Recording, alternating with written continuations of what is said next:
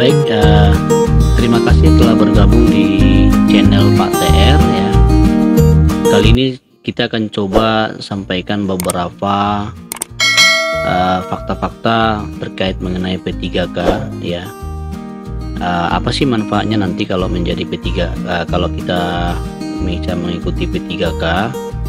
Yang pertama sekali yaitu P3K ini merupakan salah satu solusi untuk honorer K2 di atas 35 tahun, yaitu yang telah mengabdi selama puluhan tahun dengan usia lebih dari 35 tahun ya.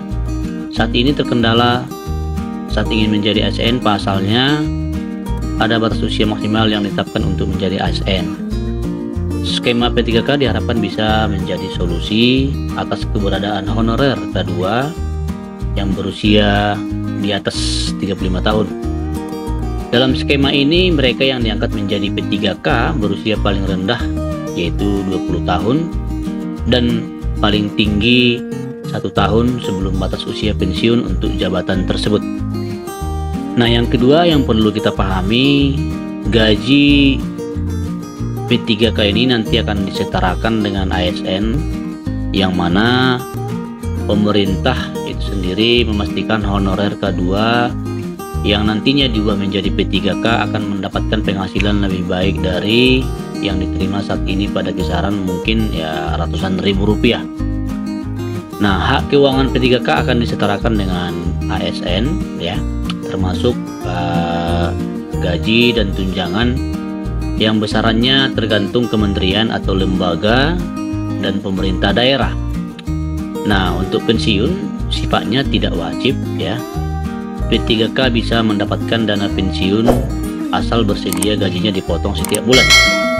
Hak keuangan P3K akan ditanggung oleh APBN atau APBD. Di luar hak keuangan ada pula hak cuti, atau juga bisa perlindungan dan pengembangan kompetensi ya. Pangkat dan jabatan juga setara dengan PNS. Nah, hal ini bisa kita lihat juga dari berbagai macam sumber. Nah, yang ketiga yang bisa kita pahami dari P3K ini dari berbagai sumber yang sudah kita cek juga ya. Ini nanti akan dikontrak setiap 1 tahun. Perpanjangannya nanti tergantung kinerja daripada setiap peserta P3K itu. Berbeda dengan ASN yang dikontrak seumur hidup ya. P3K akan mendapat kontrak kerja. Nanti itu kita lihat itu ya lamanya 1 tahun dan bisa diperpanjang asalkan kinerjanya dinilai baik dan dibutuhkan instansi. Nah, sistem ini mirip dengan yang ada di perusahaan swasta. Sebelum menjadi P3K, mereka juga akan diseleksi oleh instansi terkait berdasarkan kompetensi, kualifikasi, kebutuhan dan persyaratan lainnya. Pengangkatan P3K dilakukan oleh keputusan pejabat pembinaan kepegawaian. Poin keempat yang kita pahami dari P3K ini, terbuka menjadi PNS P3K yang berusia di bawah 35 tahun. Itu artinya yang berusia di bawah 35 tahun itu bisa mencoba P3K, yaitu nantinya dia akan menjadi ASN. Namun mereka tetap harus mengikuti tes CPNS bila mana mereka menghendaki ingin menjadi CPNS. Nah, meski ada formasi khusus P3K. Nah, di sini ada saya kutip ya.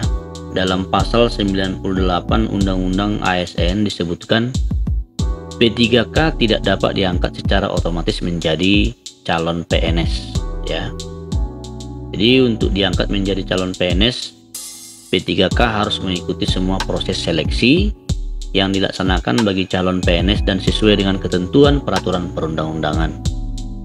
Nah, poin kelima yang perlu kita pahami dari P3K ini adalah peluang bagi tenaga profesional akan lebih terbuka ya. Selain mengakomodasi honorer K2, skema P3K memberikan peluang bagi tenaga profesional untuk masuk dalam pemerintahan. Mereka termasuk para profesional swasta dan diaspora.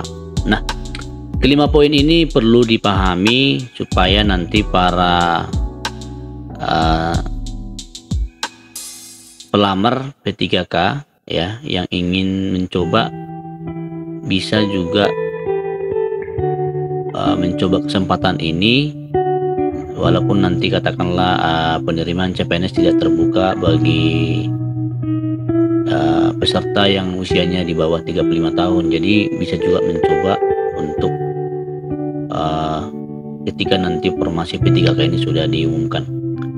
Demikian dulu untuk hari ini mengenai informasi dari mengenai P3K. Mudah-mudahan informasi ini bisa bermanfaat untuk kita semua.